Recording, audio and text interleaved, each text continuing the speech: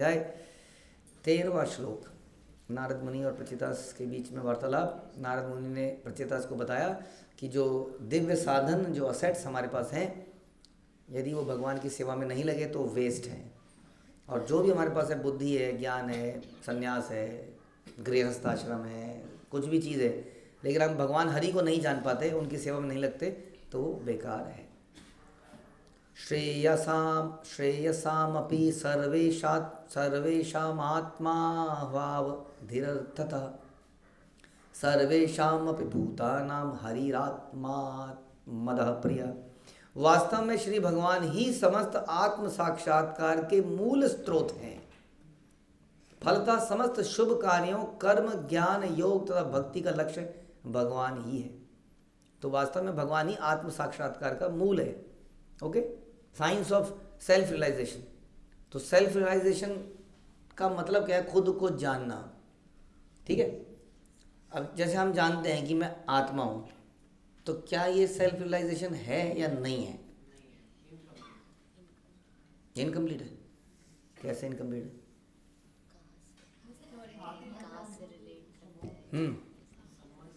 जैसे हम बताएं आप कौन है, मैं एक मनुष्य हूँ, तो इनकम्प्लीट है कंप्लीट है? तो क्या क्या बोलोगे आप? नाम से भी काम नहीं चलेगा। आई कार्ड वगैरह भरा है आपने, कोई भी फॉर्म, क्या क्या भरते हो उसमें? नाम, फादर्स नेम, मदर्स नेम। तो बेयर मिनिमम है कि नाम के साथ पिता का नाम या wife of, husband of something, तब वो कंप्लीट होता है। राइट? उसी तरह से मैं आत्मा हूँ, लेकिन मैं सन ऑफ परमात्मा, सन ऑफ कृष्णा, तब ये एड्रेस पूरा होता है, तब ये आइडेंटिफिकेशन पूरी है। इसलिए ये सही मायने में आत्म साक्षात्कार है ही नहीं। भारत में हर बच्चे को पता है ये बात, तो मैं आत्मा हूँ, मैं आत्मा हूँ, आत्मा हूँ, लेकिन इसको ये नहीं पता कि पिताजी का नाम क्या है। तो इसलिए ये सब गलत है। कह रहे वास्तव में श्री भगवान ही समस्त आत्म साक्षात्कार के मूल स्रोत हैं। और वास्तव में अभी भी ये हमारे हिसाब से आइडेंटिफिकेशन तो पूरी हो गई, अब रिलेशनशिप पूरा नहीं हुआ, अभी संबंध, अब जाके संबंध होगा शुरू। क्योंकि अब आपको पता चलेगा कि भगवान क्या है, हमारे पिता हैं, हमारे सोर्स हैं। अब संबंध शुरू होगा, समझ में आया? तो अब हम उनके साथ लविंग रिलेशनशिप बनाना शुरू करेंगे। तो ये हुआ वास्तविक सेल्फ रियलाइजेशन, जो पिछले श्लोक में बताया गया था। अगर आपको ये भी पता है कि कृष्ण परमात्मा है, कृष्ण भगवान है, तो भी क्या, यदि आप उनकी सेवा में ना लगो तो। राइट? कोई भी रिलेशनशिप आपको पता चल गया उसका क्या, जब तक कि उस रिलेशनशिप में आप कुछ करो नहीं, तो क्या फ़ायदा उस रिश्ते का? वो भैया दूज पर ही एक राखी बनती है, वो मजबूरी सी बन जाती है कई बार। है ना? कई ऐसे रिश्ते होते हैं जो हैं तो हैं, मतलब करना है वो बस, और कुछ नहीं है उसके आगे पीछे, कई बार ऐसा हो जाता है। तो वास्तविक रिश्ते नहीं है देखा जाए तो इसी तरह से ये आत्म साक्षात्कार ही नहीं है संसार में, जो लोग कह रहे हैं कि हम आत्म साक्षात्कार कर रहे हैं। फलतः इसलिए सभी जितने भी शुभ कार्य हैं, कर्म, ज्ञान, योग, भक्ति, इन सब का लक्ष्य केवल भगवान होना चाहिए। तो जो भी हम काम करें, योग करें तो भगवान को प्राप्त करने के लिए, ज्ञान अर्जित करें तो भगवान को प्राप्त करने के लिए, और कर्म करें तो उनके लिए, और भक्ति तो उनके लिए होनी ही चाहिए। तो हम बोलते हैं भक्ति की शक्ति, सुख शांति। तो कई सारे लोगों के हिसाब से कई सारी पर्सनैलिटीज़ की भक्ति करी जा सकती है, ऐसा लोग कहते हैं। आप उनके भक्त हो, हम इनके भक्त हैं, बट द पॉइंट इज भक्ति केवल भगवान की हो सकती है, बाकियों की भक्ति नहीं हो सकती। लविंग डिवोशनल सर्विस, या भगवान के दासों के वो, दैट इज इक्वल टू भगवान की भक्ति, वहाँ पर भक्ति हो सकती है। ठीक है?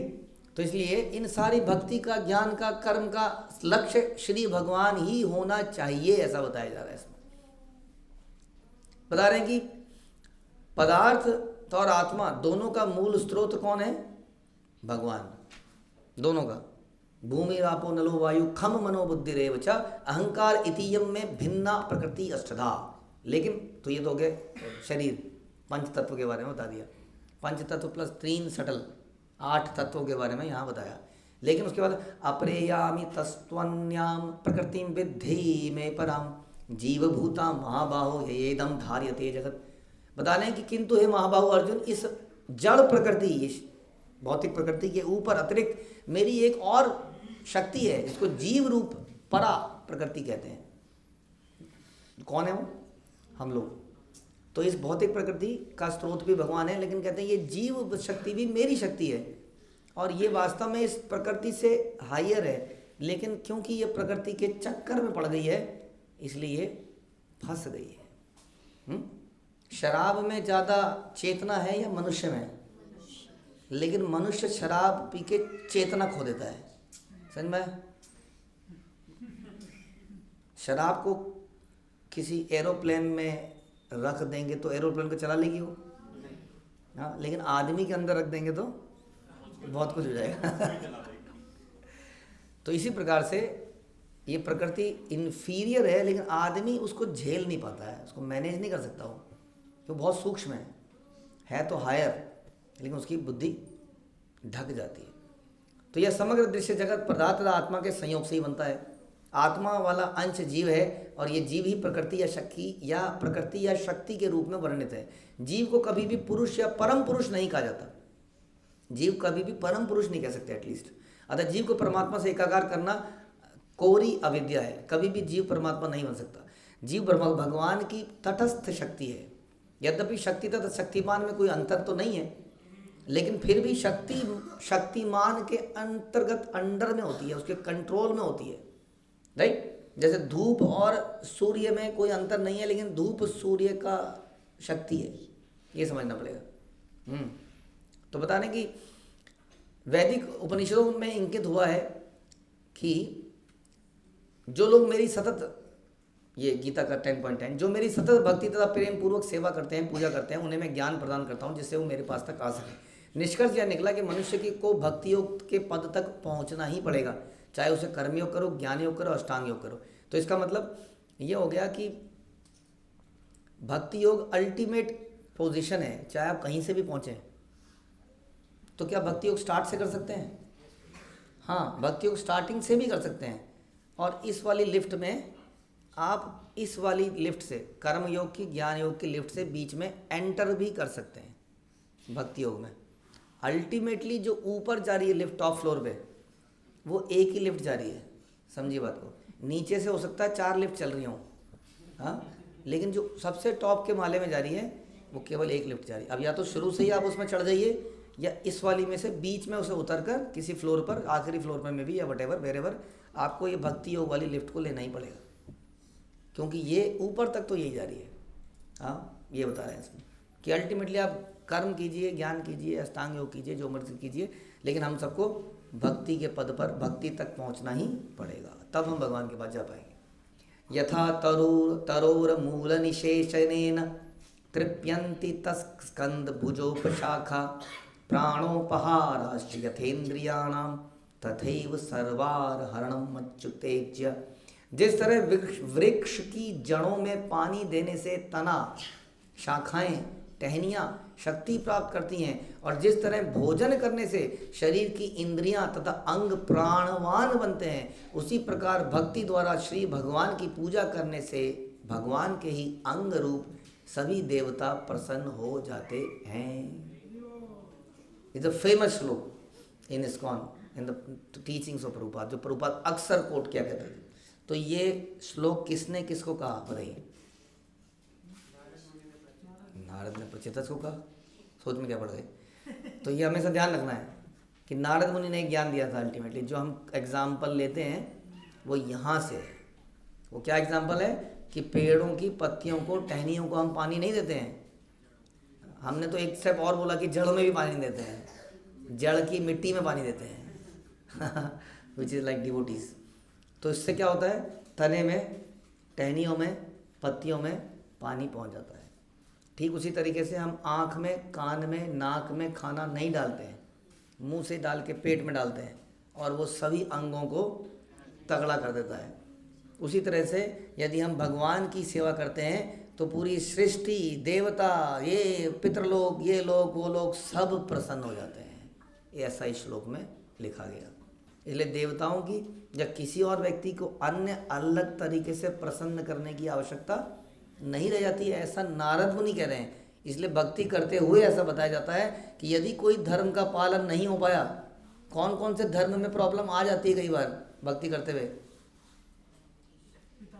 ये शरीर से रिलेटेड कई धर्म होते हैं, हमारे रिश्ते होते हैं, नाते होते हैं, कई बार उनमें ऐसा नहीं कह रहे हम कि भक्ति करो तो सारे रिश्तों को तोड़ो क्योंकि भगवान की प्रसन्नता में ही सबकी प्रसन्नता है, ऐसा नहीं बताया जा रहा है। ऐसा कई बार हो सकता है, धर्म संकट जैसा अर्जुन के सामने आया, इनको मारूं या इनको प्रसन्न करूं, तो अल्टीमेटली निकला इनको मारो क्योंकि भगवान की इच्छा थी। तो सोच समझ के करना है। लेकिन अगर कभी ऐसा कन्फ्लिक्ट हो जाए, धर्म संकट हो जाए, तो क्या करें? तो भगवान की प्रसन्नता में सबकी प्रसन्नता है, लेकिन दिख रहा है कि भगवान की प्रसन्नता में ये नाराज हो जाएंगे अभी, हाँ, तो आपको समझना पड़ेगा नहीं, लॉन्ग रन में उनका लाभ होगा, डेफिनेटली होगा। और कितने एग्जाम्पल हैं इसके, अनगिनत। प्रभुपाद के कई सारे शिष्य थे, उनके माता पिता शुरू में बड़े प्रभुपाद से नाराज हुए, हाँ, बहुत नाराज हुए, लेकिन बाद में किसी तरह से ऐसा हुआ कि they got the at the end of the life, उन्हें किसी तरह से कोई वृंदावन आ गया, किसी का कुछ हो गया, तो उनका ऐसे लाभ हुआ बहुत, क्योंकि वो प्रभुपाद के उन्होंने अपने संतान को दी, चाहे बिना मन के दी। हाँ, भगवान कहते हैं ना, आपके हिरण्यकशिपु इत्यादि को, इनको तो मैंने तार दिया, तुम्हारी तो नहीं 21-22 सारी पीढ़ियों को तार दिया मैंने, तो उनको बेनिफिट होता ही है।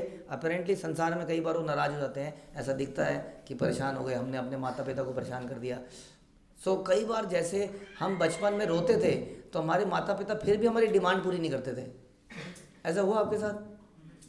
कितने क्रूअल थे हमारे माता पिता। सही बात है कि गलत है? गलत है। ये आज हमें समझ में आती है, नहीं वो सही थे। उस वक्त हमें चिढ़ मस्ती थी मम्मी पापा से, थोड़ी देर के लिए मस्ती थी कि नहीं? उसी तरीके से आज पोजीशन उल्टी हो गई है। आज हमारे माता पिता हमसे थोड़ी देर के लिए चिढ़ सकते हैं, लेकिन लॉन्ग रन में हाँ ये बात साबित हो जाएगी कि उनका फ़ायदा ही इसी में था वास्तव में। बहुत एग्जाम्पल है, बच्चों से नाराज होते हैं, ब्रह्मचारियों से नाराज होते हैं माता पिता कई बार, और देखते हैं कि हर बच्चे की शादी करी थी, उनकी पत्नी उनको लेकर प्रॉपर्टी का डिवाइड कर आधा आगे गया, आधा इधर गया, आधा इधर गया, उसने कहा आधा मेरे पीछे आओ, तो पीछे कोई था ही नहीं, प्रॉपर्टी सारी बढ़ गई। हाँ, पिताजी के 4 घर थे, लेकिन चारों भाइयों को अब उनके वहाँ रहने की जगह नहीं है, तो उसने उस ब्रह्मचारी को बोला, बेटा क्या करो? उसने आ जाओ, आप मेरे साथ आ जाओ, हमारे मंदिर में जगह ही जगह है। वो वहाँ रह रहे हैं घर छोड़ के। कितने केस ऐसे सामने आते हैं हमारे। तो इन द शॉर्ट टर्म ऐसा लगता है कि नुकसान हो गया हमारा, ये हो गया, एक ही तो बेटा था या समथिंग लाइक दैट। लेकिन जो धर्म के रास्ते पे चल रहा है ना, इसलिए हम कह रहे हैं कि अगर जड़ में पानी डालेंगे, अगर कृष्ण की प्रसन्नता के लिए कुछ करेंगे, तो कई बार लगेगा सबको, आस पड़ोस वालों को भी लगेगा क्या हल्ला मचा रखा है आसपास, शांति भंग कर दी है, हमेशा हरे कृष्णा करते रहते हैं। हाँ, बहुत चिढ़ेंगे कई बार लोग, लेकिन लॉन्ग रन में दे विल अंडरस्टैंड। ओ, हम लोग कई बार यहाँ से चले जाते हैं तो लोग बोलते हैं अरे यार रौनक ही ख़त्म हो गई कॉलोनी की, कॉलोनी में ये हो गया वो हो गया, और जब होते हैं तो उन्हें परेशानी होती है। तो इस प्रकार से तो ऐसा ही है समाज, क्या करें। लेकिन ध्यान रखिए हमेशा, यदि आप भगवान की प्रसन्नता के लिए कोई कार्य कर रहे हैं तो शॉर्ट रन में कई लोग हो सकता है ऐसा हो, लेकिन आपको ध्यान रखना चाहिए कि एवरीथिंग विल बी फाइन। सभी देवता भी प्रसन्न हो जाते हैं। कभी कभी लोग पूछते हैं कि कृष्णविद आंदोलन देवताओं को छोड़कर केवल कृष्ण की पूजा करने का समर्थन क्यों करता है। क्वेश्चन यही है कि किसकी करें और किसके एक के प्रति हम कोई ग्रेटफुल थोड़ी हैं। हाँ, अब आप बोलोगे कि सूर्यदेव के प्रति आपको ग्रेटफुल होना चाहिए, तो व्हाट अबाउट वायुदेव, है ना, फिर चंद्र है और पता नहीं कौन कौन से देवता हैं, तो कैसे उनकी पूजा करी जाए, कौन से दिन करी जाए, क्या किया जाए। अब एक दिन एक का व्रत रखा, तो व्रत कब माना जाता है? जब व्रत का पारण हो। अब व्रत का पारण ना हो तो व्रत माना जाएगा, लेकिन नेक्स्ट डे दूसरे देवता का व्रत था, तो जैसे दुर्वासा मुनि नाराज हो गए थे पानी पीने से, तो देवता नाराज नहीं हो जाएगा वो? तो फिर कौन से दिन तोड़ेंगे आप व्रत को? सब समस्या हो जाएगी, तो आप कर नहीं पाओगे टेक्निकली बहुत सारी चीज़ें। तो इसका उत्तर इस श्लोक में दिया गया है कि कैसे इसको सॉल्व किया जा सकता है। वृक्ष की जड़ को सींचने का उदाहरण अत्यंत उपयुक्त है। यह दृश्य यानी जैसा कि भगवान स्वयं गीता में बताते हैं कि अहम सर्वस्व प्रभवो, मैं ही सबका स्रोत हूँ। लेकिन एक बात ध्यान रखिए कि केवल भगवान को पूजने का मतलब ये नहीं होता है कि अब हम गुरु और शास्त्र और साधु किसी को नहीं मानेंगे, क्योंकि बताया कि जड़ में पानी डालो तो गुरु जी भी प्रसन्न हो जाएंगे, शास्त्र भी समझ लो, तुमने पढ़ लिए, कुछ करने की जरूरत नहीं है। अभी हमने बताया जड़ में पानी का डालने का मतलब ये है कि जड़ के आसपास की मिट्टी में पानी डालो। उसके 1 किलोमीटर दूर पानी नहीं डालना है, उसके आसपास की मिट्टी में पानी डालना है, ये इसका मतलब है। यानी कि डिवोटीज एंड गुरु, श्री कृष्ण सभी वस्तुओं के मूल हैं, अतः कृष्ण सेवा का अर्थ है सभी देवताओं की स्वतः सेवा हो जाना। इसमें यह भी है कि देवता कौन है? देवता भगवान के अनन्य भक्त हैं। क्या अगर हमारे पिताजी को किसी ने सत्कार दिया और हमें नहीं पूछा तो हमें बुरा लगेगा? ऐसा हुआ है कभी आपके साथ? क्या आपके पिताजी को बहुत रिस्पेक्ट करी और आपको लगा रहे मेरे को तो पूछा ही नहीं? क्यों नहीं लगा आपको? क्योंकि आप उनसे प्रेम करते हैं। उनकी हो गई, मेरी हो गई, क्या क्या दिक्कत है इसमें? पिताजी का कार्ड आया घर में, मिस्टर सो एंड सो, आपने कहा पिताजी मेरा नाम तो ही नहीं इसमें, बुरा मान जाएंगे आप? उसी तरीके से क्या आप देवता बुरा मानेंगे? अगर बुरा मानते हैं तो कोई कह रहा नहीं देवता बुरा मान गया जी, हो गया मेरे साथ नुकसान हो गया। वो देवता नहीं है, वो करप्ट मिनिस्टर है। वो करप्ट मिनिस्टर को भगवान आज नहीं तो कल उखाड़ के फेंक देंगे, डोंट वरी। ऐसा कोई देवता का नाराज होता है तो भगवान की एडमिनिस्ट्रेशन में उसको एक मिनिस्ट्री मिली थी और वो अपना ही कुछ बना रहा है धंधा, तो उसको पनिश कर दिया जाएगा, टेंशन मत लीजिए। तो इसलिए अलग से उनको प्रसन्न, वो प्रसन्न हो जाते हैं, बल्कि अधिक प्रसन्न हो जाते हैं।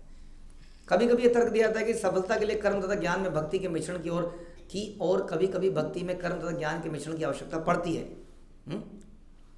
भक्ति में थोड़ा बहुत ज्ञान कर्म का मिश्रण करना पड़ता है, ऐसा कुछ लोग बोलते हैं। वास्तव में रूप गोस्वामी कहते हैं कि अन्य विलासिता शून्यम ज्ञान कर्मादि अनावर्तम। शुद्ध भक्ति को कर्म तथा ज्ञान के स्पर्श से दूषित नहीं होना चाहिए, यानी कि सो कॉल्ड प्रैक्टिकल नहीं है, practicality and all those things, ये नहीं बोलना चाहिए। आधुनिक समाज अनेक प्रकार के कल्याणकारी कार्य कर रहा है, अब मानव उसमें बहुत व्यस्त है, किंतु ये लोग नहीं समझते कि जब तक भगवान कृष्ण को इनका केंद्र बिंदु नहीं बनाया जा सकता, जैसा कि नारद मुनि ने कहा, तब तक ये कोई योजना सफल होने वाली नहीं है। और किसी कौन सी योजना है जिसका केंद्र बिंदु भगवान है? बताइए। तो कोई नहीं है कि नहीं? हाँ, we are trying to approach United Nations, तो कह रहे क्या what is this kirtan for creativity, क्या दिस, ये तो यूनाइटेड नेशन का कोई प्रोग्राम थोड़ी है। क्या है यूनाइटेड? मानवता के लिए कुछ करा जाए, इसके लिए करा जाए, मतलब तो generally people think like that कि अगर कुछ करा जाए, मानव सेवा इज माधव सेवा, ऐसा लोग कहते हैं। बात तो कुछ हद तक सही लगती है कि किसी के बच्चों की सेवा कर दो तो माँ भी तो प्रसन्न हो ही जाती है ना। प्रॉब्लम यह है कि हम जानते नहीं कि बच्चे की सेवा करनी कैसे है, हम उसको चॉकलेट खिला खिला के उसके दांत सड़ा देते हैं, हाँ, और उसके फेवरेट बन जाते हैं। हाँ, हमारे बच्चे बड़े खुश हो गए थे, वो महाराज आए थे, you will eat ice cream daily. वो बच्चा इतना प्रसन्न हमारा, उसके बाद उसने बोला माँ जाए बाढ़ में, बाप जाए बाढ़ में, मेरे को तो परमिशन मिल गई डेली आइसक्रीम खाने की। Is it good? ध्यान रखिए, उन्होंने वात्सल्यता से ऐसा बोला। दैट डज नॉट मीन कि आप अपनी पोजीशन को और आप अपनी मर्यादा को लांग जाओगे। वी शुड ऑलवेज रिमेंबर, क्या कहते हैं उसको, बिगड़ नहीं जाना चाहिए। वो क्या कहते हैं, पता नहीं वर्ड, हाँ, किसी ने जरा सा चढ़ाया तो चढ़ गए लाड में, तो ऐसा नहीं करना चाहिए। अपनी मर्यादा हमेशा ध्यान रखनी चाहिए इंसान को, समझ में आया? हाँ, तो यहाँ बता रहे हैं कि कोई प्रश्न कर सकता है कि कृष्ण तथा उनके शरीर के विभिन्न अंगों की पूजा करने से क्या हानि है? तो ये भी तो उनके अंग हैं, देवता, इनकी पूजा कर लेंगे तो उसमें क्या हानि है? तो इसका उत्तर भी श्लोक में है कि बात यह है कि उसको भोजन देने से इंद्रियां स्वतः पेट में ही दिया जाएगा खाना, कान में देना उचित नहीं है, आँख में देना उचित नहीं है, उसके लिए पेट ही बनाया गया है। यदि कोई अपने नेत्रों या कानों को अलग से भोजन दे तो उसका परिणाम बहुत बुरा होगा। केवल उधर को ही भोजन दिया जा सकता है। कोई कहे कि जैसे हम प्रभुपाद इस एग्जाम्पल को बोलते थे कि सब ने एक दिन स्ट्राइक कर दी थी, हाथ पैर मुंह सब ने, काम करता हूँ मैं, वो कह रहा चलता हूँ मैं, सब लोग अपना अपना, और मज़े लेता है ये पेट, सारा बढ़िया भोजन यहाँ आके इकट्ठा हो जाता है। तो स्ट्राइक कर दिया उन्होंने, उससे क्या हुआ? जब स्ट्राइक कर दी तो सभी वीक पड़ गए। हाँ, तो ये यहाँ पर अगर खाना जा रहा है, इससे सबको पोषण मिल रहा है। Don't get envy envious. कई बार लोग भगवान से और फिर गुरु से, अरे गुरु के क्या मजे हैं, देखिए अभी केक आ गया, देखिए जी इनके बर्थडे में वो पहाड़ सा केक कटा था, एक इधर एक इधर एक इधर एक इधर एक इधर एक इधर, पूरे में केक ही केक, और लोग 56 भोग, आरतियाँ और पैर धोना और ये और वो। और मेरे बर्थडे में एक व्हाट्सएप में मैसेज आया था, किसी ने कॉल तक नहीं करी एक आदमी ने। बताइए जरा, दिन भर मेहनत कौन करता है? मैं। हाँ, तो फिर तो ये भोगता हम, भोगता हम कह तो रहे श्लोक, भोगता हम, तो भोगता हम भगवान का बोला हुआ श्लोक, भगवान ने अपने लिए बोला है, आई एम द एंजॉयर। तो इसका मतलब नहीं आई एम द एंजॉयर। तो कैसे, इसी श्लोक से समझ में आएगा ना कि पेट में डालेंगे तो बाकियों को ताकत मिलेगी कि नहीं मिलेगी? मिलेगी। तो अगर हम उनको संतुष्ट करेंगे तो हमें मिलेगा, इसकी कोई गारंटी है? मिलेगा, मिल रहा है, मिल रहा है। इसलिए हम कहते हैं देखिए आज भी पेड़ में जब आम आने वाला है ना, हाँ, आज भी पेड़ में जब आम उगता है तो इसका मतलब भगवान है। अद्भुत वस्तु है। हाँ, कैसे इतना रस कहाँ से, फलों को देख के एकदम रियलाइज़ कर सकते हो आप, एक से एक अजीबोगरीब फल, सबका टेस्ट अलग, कुछ तो चमत्कार है। तो इस प्रकार अभी भी मिल रहा है। तो इसलिए कह रहे हैं कि जैसा कि चैतन्य चरितामृत में कहा गया कि कृष्ण भक्ति कैले सर्व कर्म कृत है, यदि मनुष्य श्री भगवान की भक्ति में लगा रहे तो अन्य सारे कार्य स्वतः संपन्न हो जाते हैं। इसका लाइव एग्जाम्पल है ये जो प्रभुपाद ने किया। ऐसा नहीं कि इससे करेक्टर नहीं बनेगा, ऐसे ये नहीं, करेक्टर भी बनेगा, देश भी बनेगा, इकोनॉमी भी बढ़िया चलेगी, सब कुछ बढ़िया हो जाएगा। इसका लाइव एग्जाम्पल सेट करने का भक्त लोग जगह जगह प्रयास कर रहे हैं। न केवल इस्कॉन की कम्युनिटीज़ बना रहे हैं बल्कि फार्म और ये सब भी बना रहे हैं, जस्ट टू सी कि कैसे ये पूरा साइकिल पूरा सेल्फ डिपेंडेंट अपने आप चल सकता है। हरे कृष्णा। श्रील प्रभुपाद की जय, ग्रंथराज श्रीमद् भागवतम की जय। यस बोलिए।